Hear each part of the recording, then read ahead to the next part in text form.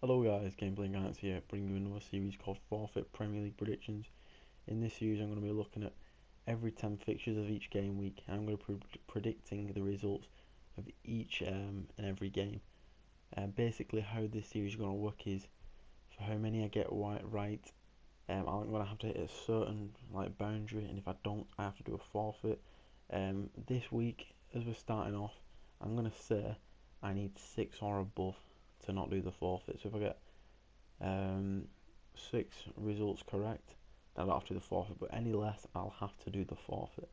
So basically guys, you'll pick this series up as it goes along. I am going to tell you the forfeit at the end of the episode for next week, but at the start of every episode from now on we're going to be doing the forfeit from last week if we didn't get 6 right. I hope that makes sense. If you have any problem understanding the series, leave a comment and I'll be sure to explain it to you. But anyway guys, let's go into the first fixture, which is Manchester United versus Bournemouth. So guys, the first fixture, the half-12 kickoff on Saturday, is going to be Manchester United, who are playing home to Bournemouth. Manchester United currently 6th in the league, where they belong. Currently on form, they're playing great. However, they've won the last 2 games against Leicester away and Watford at home. However, they have been drawing a lot recently at home. Draws to Hull and draws to Liverpool, which is a good result. But they are playing an out of form Bournemouth. Bournemouth have not won a game in the last 5. They've had 4 losses on the bounce. The recent result was losing 2-1 away to West Brom. So if they can't do it away from West Brom, something tells me they won't be able to do it at the Old Trafford. I feel like not Old Trafford, I feel like Manchester United, this will be an opportunity to rest players. However, I still feel like the depth is strong enough to put out a good lineup, even if they're resting the likes of Zlatan and other key players. But I'm only seeing a United win. I'm going to put down United win, so they're the points for me, but I'm also going to give my score, which is irrelevant, but I'm thinking 3-0 United. Why not? Next game we're looking at, guys, could be a real 6-pointer. We're looking at Swansea, who are at home to Burnley. Swansea currently in 16th, Burnley currently in 11th, so it's not really that much of a 6-pointer, but these were 2 relegation candidates from the start of the season. Swansea, the home team, recently suffered a loss away at the Bridge, losing 3-1, but can you expect anything else? In the recent game where you feel like they'd have decent competition, it was at home to Leicester and they comfortably beat them 2-0. They'll be looking to get back to winning ways, but Burnley on the other hand are looking alright, I'd suppose, because they got a draw at home to Chelsea, which is a great result, but they also drew away to Hull, who are looking decent under the new manager, the new players, so that's not as bad a result as you think. Burnley is solid at the back, but can they go to Swansea and defend a lead? I think they will, and I can only see a draw for this outcome, guys. My prediction, 1-1 as well. Now guys, on to the Premier League champions, who should be absolutely buzzing after getting that 3-1 result over Liverpool. They've just sacked Claudio Ranieri, and now they got that result, and the players really wanted to prove him wrong, to prove the fans and any football fan wrong that they wasn't at fault for the thing. Yeah, I still think they were at fault. They weren't falling under Ranieri, but if you lose the dressing room, what can you expect? They're back to winning ways anyway. So they're playing a Hull side, who are currently sat in 19th. Their last fixture was a draw against Burnley, as we just touched on then. They also lost to Arsenal the previous game, which was 2-0. They played good football. I watched that game. They played really good football. However, I think the scoreline flattered both teams because Hull played well and they could have scored a few goals if they had more clinical strikers. But also, Arsenal, Sanchez had an off day. He missed a few chances. Ozil missed a volley. Stuff like that. I think it was a deserving result. But anyway, looking to Leicester, who obviously currently won 3-1 at home against Liverpool. They're currently sat in 15th. They've just come off the back of 4 straight losses, but that win will revitalise the team, will give them a lift. Yes, they played on Monday and they're playing on the Saturday, but I think that's plenty of rest. They might have one eye on the no, that's the other week, sorry guys, but anyway, they will be going for this game. Home against Hull. For me, Hull are playing well, but Leicester, I'm going to go with a Leicester win, but I think it's going to be marginal. I think it's going to be 2-1, and I think it might be a late goal as well. Controversial. So now, guys, on to the fourth fixture that I'm going to look at. West Brom host Crystal Palace, who currently West Brom, the home team, are having one of the best seasons in the top flight under Tony Pulis, and they've not lost in the last 5 games. They currently just got off the back of a 2-1 win over Bournemouth at home. Quite comfortable, to be honest. West Brom, they're playing good football. They can defend. They can also score goals, and they don't really have an out-and-out goal scorer. So a lot of midfielders are chucking in with the goals. They're playing very well, to say the least. On the other hand, Crystal Palace are having one of the worst seasons.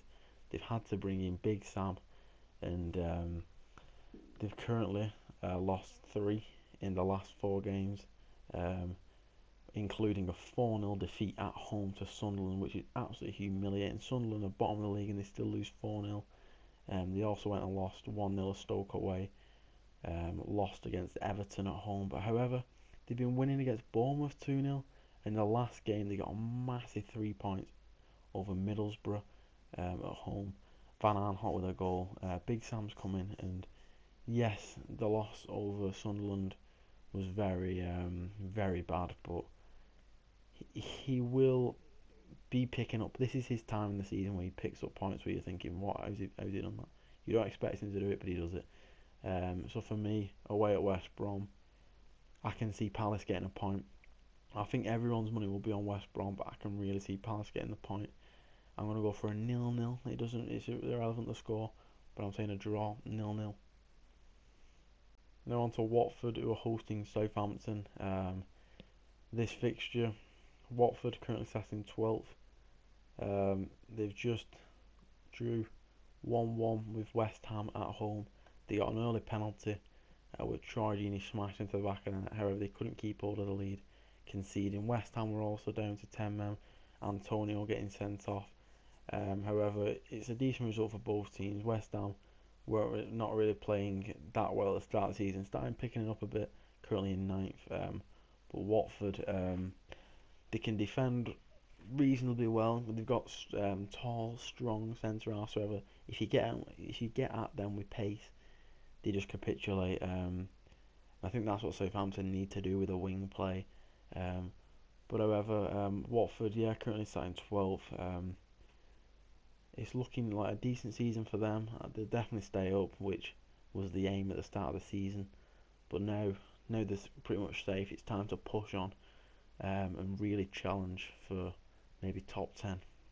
However, Southampton, who currently will be feeling very gutted after losing 3-2 in the AFL Cup final, Zlatan Ibrahimovic absolutely tore them apart, scoring a late header after Southampton clawed it back from 2-0. Had a bit of hope, but that man Zlatan, world-class player, showing why he is world-class really.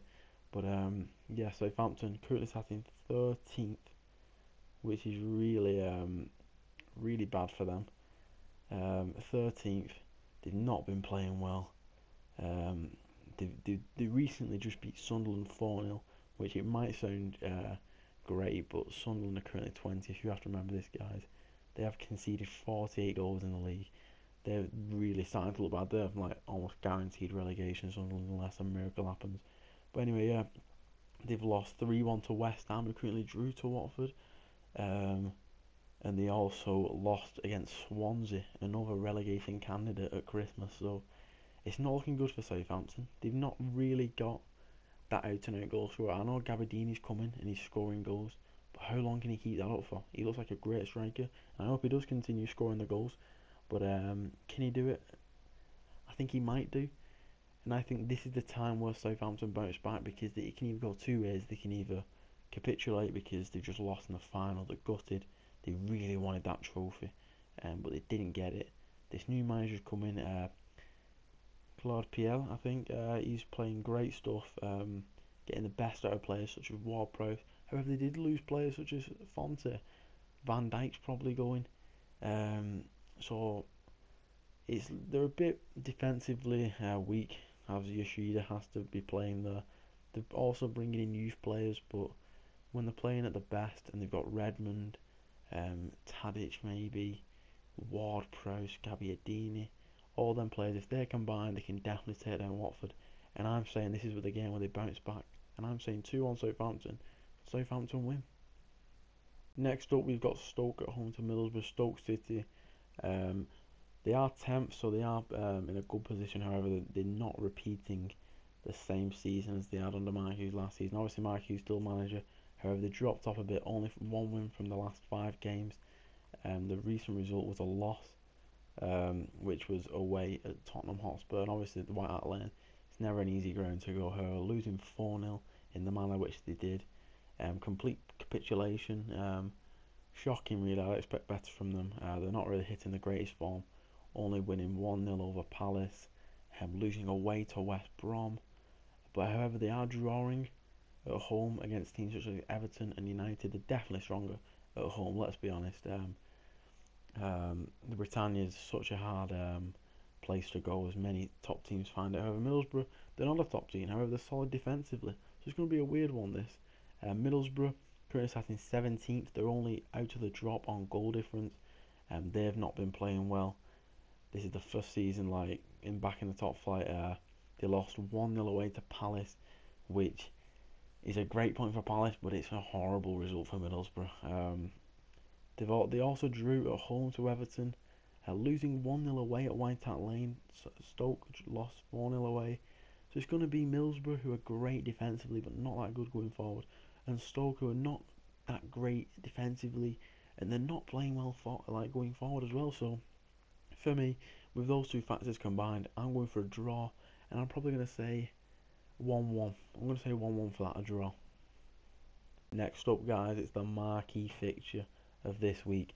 We have got Liverpool at home against Arsenal. At the Anfield, this is going to be a great result. We've got 4th against 5th. Two top teams in English and world football going head to head. Tea time kickoff, Saturday the 4th of March. It's going to be a great fixture. If you're not watching this game, what are you doing? Let's be honest. So let's preview this and give my result. So Liverpool currently sat in 5th position. They've been playing terribly recently. They've only had 1 win in 2017, and that was against Tottenham. And you might be thinking, they beat Tottenham. Tottenham are playing amazing. Tottenham are second. They beat them 2-0 at Anfield, but that was just a short result. They're good against the big teams, which is going to sway my prediction. However, they're shocking against the little teams. Obviously, Arsenal are a big team, so it's going to be weird to see how they play. They lost 3-1 to relegation candidates Leicester, so it's going to be a weird one. But currently Arsenal's in 4th. They didn't have a fixture, obviously, because Southampton were in the EFL Cup, so it's going to be a weird one. It's going to be they've had a break for 12 days.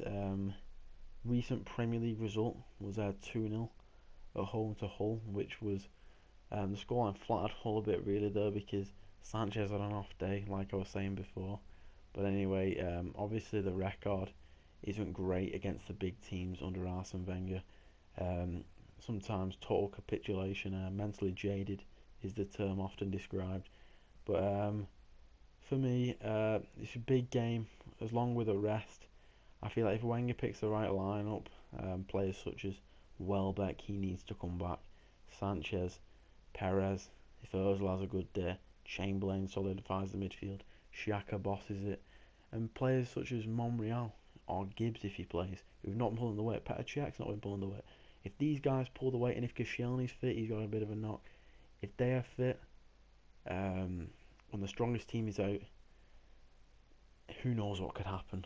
But this is the thing, Liverpool are good against the top teams, and Arsenal have had a great break, and also if they pick the right lineup, they can beat anyone. But for me, with the past results of the two teams, 3-3 last season before 2-2, there's always been goals, but there's never really a clear winner. Both defensively quite weak, so for that reason, I'm going to say draw, and I think it's going to be a score draw. So 2-2, I'm going to go with a good game that, but really both teams need to be picking up as much points as possible, so it's going to be an interesting one. Draw, I'm saying. Now for Tottenham Everton, another Good fixture this week, however, not as big as Liverpool, Arsenal, of course. Two decent teams, but not that great, let's be honest. So we've got Tottenham. We'll look at Tottenham, currently second in the league. Yes, they beat Stoke 4-0, but they lost against Liverpool 2-0. And they only beat Middlesbrough 1-0. They drew to Sunderland away, and they drew to City away 2-2, which City should have beat them, so that was a good result for them. However, they are at the home, White Hart Lane, and they've been fantastic there. Everton, if you look at Everton's previous results, they drew against Middlesbrough away, and they also drew against Stoke away. However, they won Palace away, so their away form is okay, but not that great. So for that reason, I can only see Spurs winning this game. Everton's 7th as well, by the way, I didn't mention that. They've been scoring a lot of goals, both teams. Everton's scoring 42 and Spurs scoring 50. So it's going to be an interesting one. Spurs need 3 points to try and close that gap between their London rivals Chelsea. However, Everton are still fighting. As much as they're not likely to do it, they're still fighting for like a Champions League place. They're only 6 points behind 4th, and they could even get Europa League, which they'd be buzzing with, especially under the first season of Coleman. So for that reason, I'm going to go with a home win for Spurs. Yeah, I'm going to say 2-0. 2-0 Tottenham. Let's hope for the opposite, but 2-0 Tottenham. Next up, guys, we've got Sunderland, who are at home to Manchester City.